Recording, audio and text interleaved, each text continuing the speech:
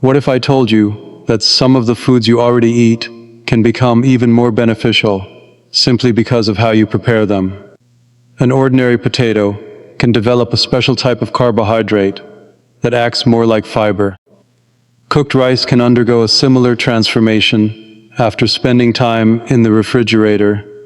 Eggs can provide an important nutrient for your brain, while air-pop popcorn can deliver surprisingly high amounts of fiber and protective plant compounds. And then there's dark chocolate, which, when you choose the right kind, may support the body's natural production of nitric oxide, helping promote healthy blood flow. Today, we're looking at 5 everyday foods that have some surprisingly interesting health benefits, including what happens when certain foods are cooked and cooled. These aren't magic foods, and preparation still matters. So let's start with one of the most misunderstood foods in nutrition, the humble egg. For decades, eggs were often treated as a food we should be afraid of, but nutrition science has given us a much more nuanced picture. Eggs are packed with high-quality protein and contain several important vitamins and minerals. One nutrient that deserves special attention is choline. Choline plays an important role in normal brain function and is involved in the production of acetylcholine, a neurotransmitter involved in memory, learning, and muscle control. That's one reason eggs can be such a useful addition to a balanced diet. According to the approach highlighted by Dr. Lee, 1 egg a day can fit comfortably into a healthy eating pattern for many people. But here's an important distinction. The egg isn't necessarily the problem. The foods we commonly eat with it can change the nutritional picture. Think about a breakfast of eggs served alongside processed meats, refined carbohydrates, and a large amount of saturated fat. That's very different from an egg prepared simply with vegetables, whole grains, or a small amount of extra virgin olive oil. For cooking, you can keep things simple. Tray a boiled egg, or cook your egg gently with a small amount of extra virgin olive oil. You don't need complicated recipes to make an egg part of a healthy meal. And if you're eating eggs regularly, remember that your overall dietary pattern matters much more than obsessing over one individual food.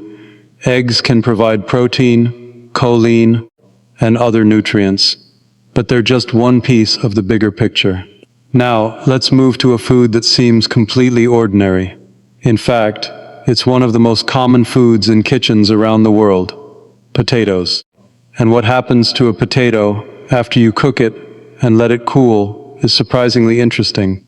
Potatoes have sometimes received an unfair reputation. The potato itself isn't automatically an unhealthy food. What matters is how it's prepared and what happens to it after cooking. When potatoes are cooked and then cooled, some of their starch undergoes a structural change. Part of that starch becomes what is known as resistant starch. And this is where things get interesting. Unlike ordinary starch, resistant starch isn't completely digested in the small intestine. Instead, some of it reaches the large intestine, where it can be used by gut bacteria. In other words, resistant starch can behave somewhat like a type of dietary fiber. Your gut microbiome can ferment it and produce compounds such as short-chain fatty acids. These compounds are an important area of research because they may play a role in maintaining a healthy intestinal environment. There's also growing interest in resistant starch and metabolic health, including how meals affect blood sugar and insulin responses. So how can you take advantage of this? You can cook potatoes, allow them to cool in the refrigerator, and then incorporate them into another meal.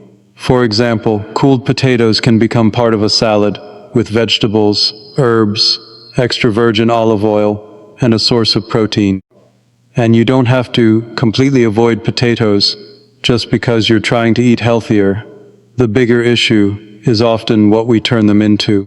A deep-fried potato covered with heavily processed toppings is a very different meal from a boiled or roasted potato served with vegetables and a balanced source of protein. So the next time you cook potatoes, don't assume that cooling them makes them less healthy. it may actually change the type of starch they contain. And guess what? Rice can undergo a similar process. White rice is another food that gets a lot of criticism, but rice can absolutely be part of a balanced diet. And just like potatoes, cooking and then cooling rice can increase the amount of resistant starch. When cooked rice cools, some of its starch molecules reorganize into a form that's more resistant to digestion. That means a portion of the starch may pass further through the digestive system rather than being rapidly broken down. This is one reason researchers are interested in the relationship between cooled starch, gut health, blood sugar, and insulin sensitivity. But there's something extremely important to remember when it comes to leftover rice. Food safety matters. Cooked rice can support the growth of bacteria, such as Bacillus cereus, if it's left sitting at room temperature for too long. So don't leave a pot of cooked rice sitting on the kitchen counter all night. Instead, cool leftovers promptly, refrigerate them in a clean container, and reheat them thoroughly. And when you're making rice specifically for a healthy meal, think beyond the rice itself. You can combine it with colorful vegetables, beans, eggs, lean protein, herbs, and healthy fats. For example, leftover cooled rice can become a vegetable fried rice-style meal, with plenty of vegetables and a moderate amount of oil. The goal isn't to fear carbohydrates, it's to understand how food preparation, portion size, and the overall meal can affect your health. And now we're moving to a snack that many people don't realize can actually be a whole grain. Popcorn. Popcorn has a reputation for being unhealthy. But here's the surprising part. Plain popcorn is actually a whole grain. When you air pop popcorn and keep the ingredients simple, it can provide dietary fiber and a variety of plant compounds, including polyphenols. Fiber can help you feel fuller after eating, which may make popcorn a surprisingly satisfying snack. The problem usually isn't the popcorn kernel itself, it's what gets added to it. Think about movie theater popcorn, loaded with large amounts of butter-flavored topping and salt.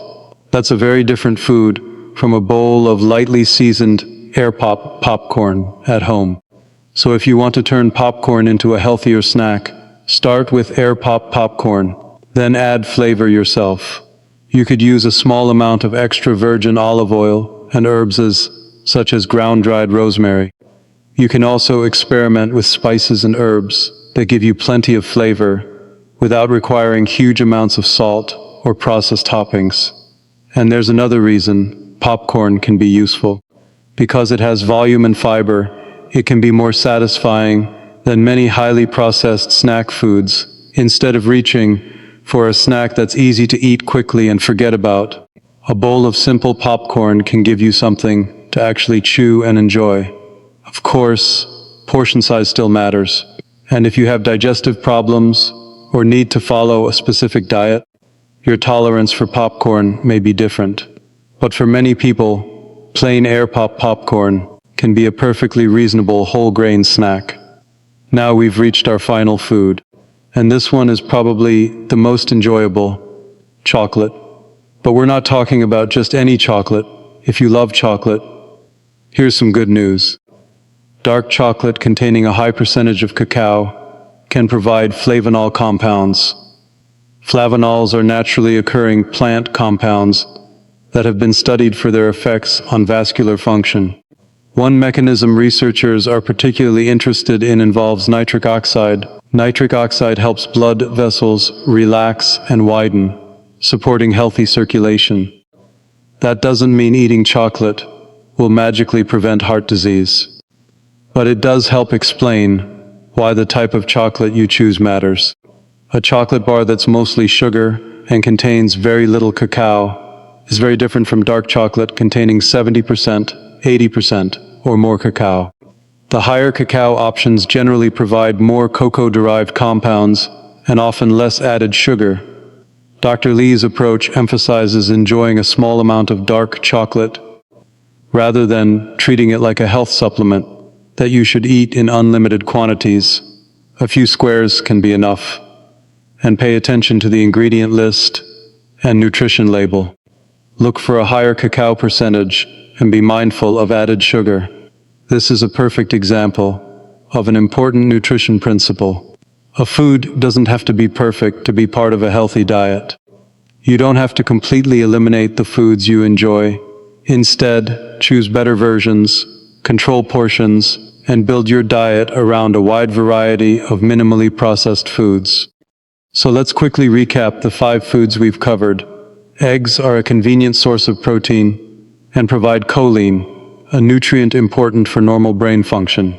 Potatoes, when cooked and cooled, can develop more resistant starch, which can act somewhat like fiber in the gut. White rice can also develop more resistant starch after cooking and cooling, potentially changing how some of its carbohydrate is digested. Air pop popcorn is a whole grain that can provide fiber and plant compounds, especially when you skip the heavy processed toppings. And high cacao dark chocolate provides flavanols that have been studied for their potential effects on blood vessel function and nitric oxide. But here's the most important takeaway.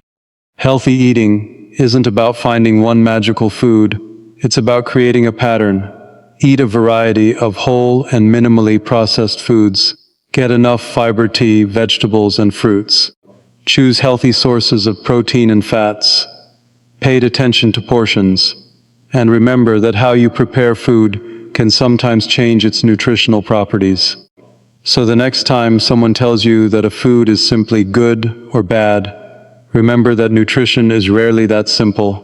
An egg can be part of a nutritious breakfast. A cooled potato can provide resistant starch.